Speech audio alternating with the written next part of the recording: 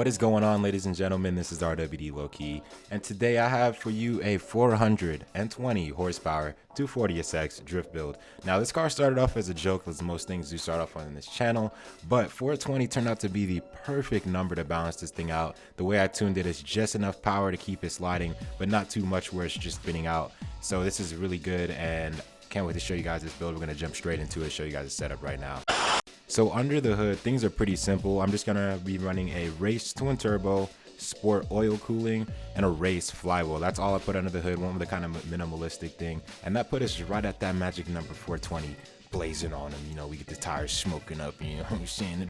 Looking at our platform and handling, I'm running race brakes. I have rally springs, race anti-roll bars both the front and the back side. We got a sport roll cage and the race weight reduction, so that's fully stripped down to the minimums.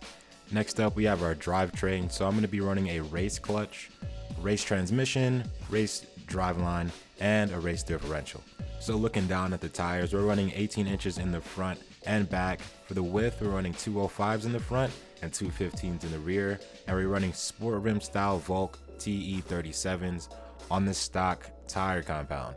As far as the exterior goes on this car, we're going to leave that completely stock.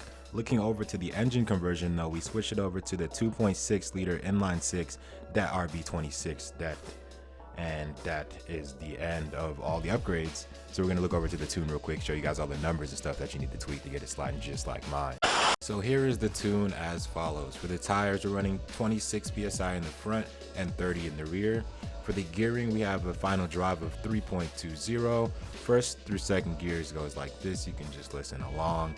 3.1, 2.3, 2, 1.77, 1.4, and 1.15 being the sixth gear. Looking at alignment, we have -4 degrees of camber in the front and -2 in the rear, with the toe being 0.4 out and 1.4 out in the rear as well. Now the front caster is at 7. Moving on to the anti-roll bars, we have 23.56 in the front, 20.06 in the rear, and the springs would be at 387.3, and in the rear would be 401.2, with the ride height being at 6.5 in the front and 6.4 in the rear. Checking out the damping settings, we have 4.0 in the front. Did I say 4? I meant 7.0 in the front, 7.5 in the rear, 4.0 and 4.5 for the bump stiffness. You guys can see it, it's all right here. The brake pressure, 65 in the front, 80 pressure, open diff. Now let's get right on to the drifting, show you guys what this car can do. So primarily I tuned this car in Surfer's Paradise. Now this was supposed to be just a street drift missile car, just something fun that I threw together. Like I said, it was a joke. We were like, hey man, let's make a car with 420 horsepower. Did it, turned out perfectly. The balance was great, everything was good about it. I actually took this car over to the parking lot as well, so it can handle all the super tight corners without spinning out. And you can also take it to some bigger areas and have some fun there throwing down too. So all in all, this is really good build, guys. I don't know if I'll be able to top it, but hey man, let's stick around for the future. If you haven't subscribed already. Make sure you give this video a thumbs up.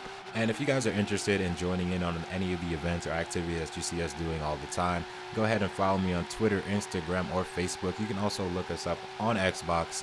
That is TeamRWDx. That's our club. But sometimes I do get kind of lazy on Twitter as well, and I just tweet something else. So you can check me out there too. But other than that, stay safe, stay sideways, and I'll see you in the next video.